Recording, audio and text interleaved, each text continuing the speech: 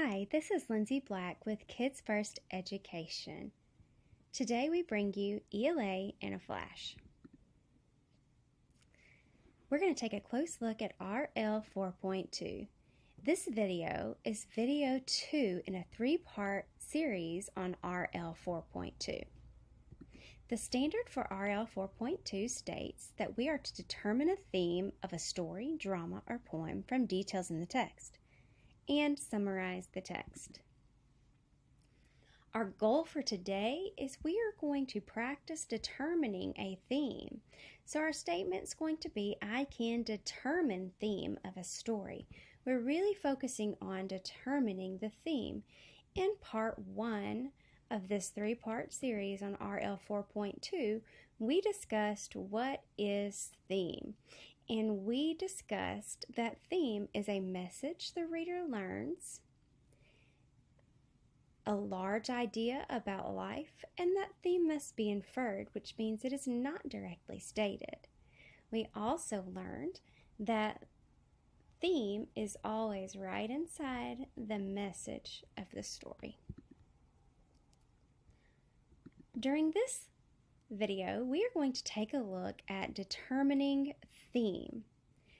There are 2 questions we can ask ourselves as we are reading a story to remind ourselves to think about theme as we are reading. We want to pay close attention and we want to take notice for any time a character may learn a lesson or experience a big change. So does a character learn a lesson or experience a big change in this story? If so, it's a good chance we can probably pull our theme from that lesson the character learned. We also want to take note of the major problem that was solved. Is there a big problem? Is there a major issue that is taking place and that was solved? And can we, as the reader, learn a lesson from this major problem that was solved? Let's think about Little Red Riding Hood. As we know with this story of Little Red Riding Hood is going to take food to her grandmother, and along the way she meets a pesky wolf. Well, the wolf decides to dress up like Grandma and try to trick Little Red Riding Hood into getting those muffins after all. In this story, we see that the character really does learn a lesson. At first, she believed the wolf was her grandmother, but then she learns there are some things not quite right about this wolf here. So we can learn that appearances can be deceiving. Just because it looks like grandmother at first doesn't mean it actually was. So we want to be careful. We're going to try it with Pushing Up the Sky. This is a folk tale by Joseph Burchak. Pushing Up the Sky is written as a drama, and so we are going to notice characters that you'll see here on this right. We are also going to notice props and scenery and costumes. Now, for the purpose of this video, we are not going to pay close attention to the props and scenery or the costumes because it isn't going to help us find our theme in this particular story. So we are going to read the introduction, and as I'm reading the drama, I will not read the characters' names before I read the text. We are mostly looking for the story of what's taking place. We're looking for that central idea, and we're trying to see, do the characters learn anything? And we're trying to discover if the problem that occurs gets solved and if we can learn anything from that. So we're going to begin reading Pushing Up the Sky. Snohomish. The Snohomish people live in the area of northwest that is known as the state of Washington, not far from Puget Sound. They fished in the ocean and gathered food from the shore. Their homes and many of the things they used every day, such as bowls and canoes and paddles, were carved from the trees. Like many of the peoples of the area, they also carved totem poles, which recorded the history and stories of their nation. This story is one that was carved into a totem pole made for the city of Everett, Washington, by Chief William Shelton.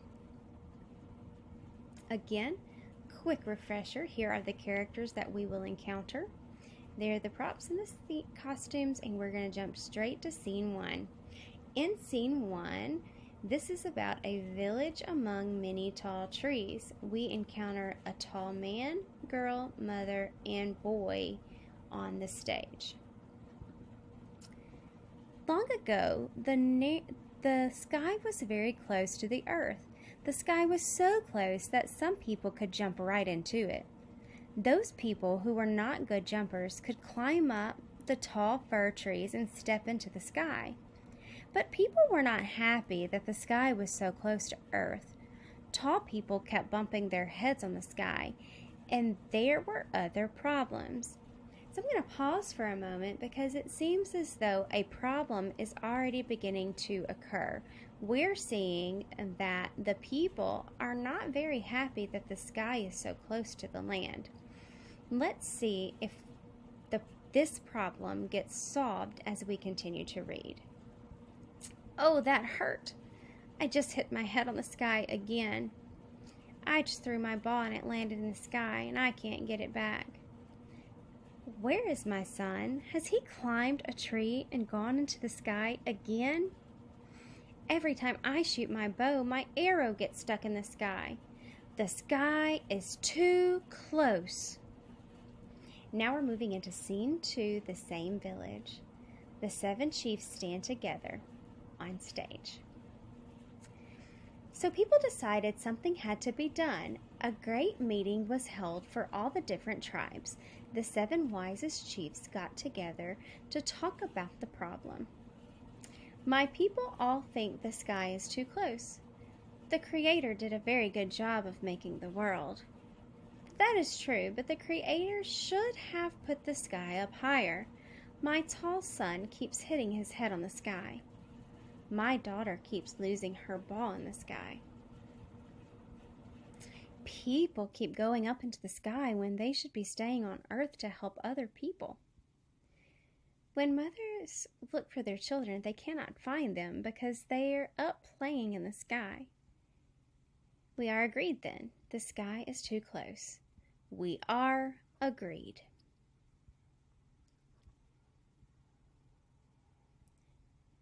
What can we do? I have an idea. Let's push up the sky. The sky is heavy. If we all push together, we can do it. We will ask the birds and animals to help. They also do not like the sky is so close. The elk are always getting their antlers caught in the sky. The birds are always hitting their wings on it. We will cut tall trees to make poles. We can use those poles to push up the sky. That's a good idea. Are we all agreed? We are all agreed. In scene 3, the same village, all the people except 7th chief are gathered together. They hold long poles. The birds and the animals are with them. They all begin pushing randomly, jabbing their poles into the air. The sky can be imagined as just above them. It isn't working. The sky is too close. Where is 7th chief? This was his idea. Here I am. I had to find this long pole. Your plan is not good. See, we are pushing the sky, and the sky is not moving. Ah, but I said we must push together. We need a signal so that all can push together. Our people speak different languages. Let's use Yahoo as the signal. Ready? Yes, Yahoo! At the signal, everyone pushes together. Yahoo! Yahoo! Again, pushes together. Yahoo! We're doing it. Now my son won't be able to hide in the sky. Yahoo! Again, everyone pushes together. Yahoo! It will be too high for my arrows to stick in it. Yahoo! Again, everyone pushes together. Yahoo! We have done it. So the sky was pushed up. It was done by everyone working together. That night, though, when everyone looked overhead, they saw many stars in the sky. The stars were shining through the holes poked in the sky by the poles of everyone who pushed it up higher. No one ever bumped his head on the sky again, and those stars are there to this day.